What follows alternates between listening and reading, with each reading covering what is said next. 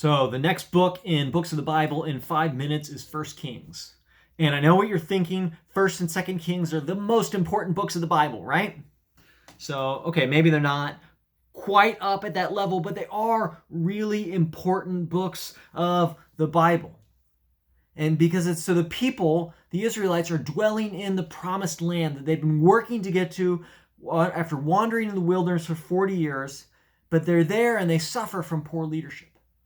And they're led astray. They worship false gods. And what happens is they experience the consequences of their sin as the temple is dismantled. People are led into exile in Babylon, and yet God does not abandon the covenant people. And God does not go back on the promise that was made to David of an eternal kingdom.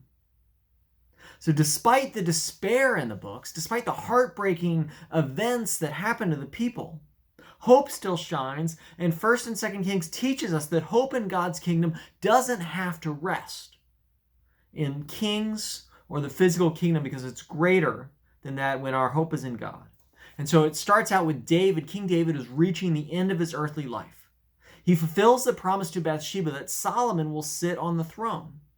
And what we see here is God redeeming this bad situation between David and Bathsheba by bringing something good out of it. And so Solomon becomes king. And then God asks Solomon what Solomon wants. And Solomon prays for wisdom to rule well. And because Solomon asked for that, and God is so pleased that God gives Solomon riches and honor as well. And there's a famous story where 2 women come before Solomon. They're arguing about whose baby it is. And Solomon says, we'll cut it in half. And then, the one woman says, oh, go ahead. And the actual mother says, no, don't. She's willing to give up the baby. And this story is an instance of Solomon's wisdom. And so people from all over the world, they come to hear Solomon, to hear his wisdom. And so what happens is Solomon builds the temple that David wanted to build. He dedicates it, and the ark is brought into the temple, and the 10 commandments are in, and the glory of God fills the temple. It's the fulfillment of the promise, and it's all these wonderful things. And then Solomon begins to drift away, and the riches and the honor have torn Solomon's attention away from God. We begin to see that maybe Solomon's reign becomes to be about Solomon, not about what God is doing.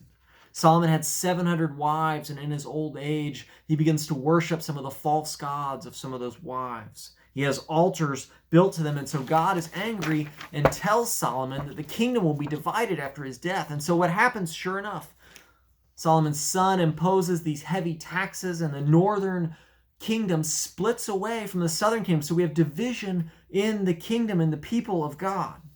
And so Egypt come and raids the southern kingdom, and the people pay them off with the temple artifacts. And into the chaos, into the disorder, God does what God constantly does.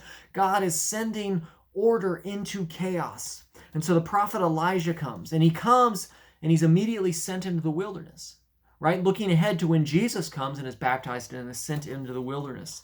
And so Elijah miraculously feeds a widow and her son, raises her son from the dead. There's a drought that lasts for 3 years. And then there's this amazing duel between Elijah and the false prophets of Baal. And there's 450, and they're each sacrificing a bull. And Elijah is taunting them, saying, oh, your God's asleep. He's not listening to you. And the false prophets can't do anything. And then Elijah says, oh, come dump all this water on the bull. And they dump water, and then Elijah prays, and fire comes down and devours the offering. And, God is proving who is powerful, who is in charge.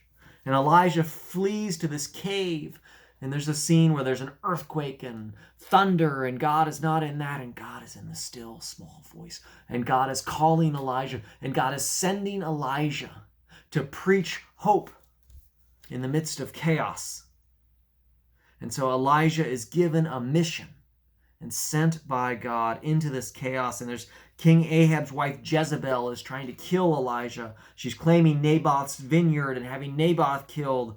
Ahab dies in battle. And so we get to the end of 1 Kings, and leadership is in disarray in Israel, where Judah in the southern kingdom has a good king.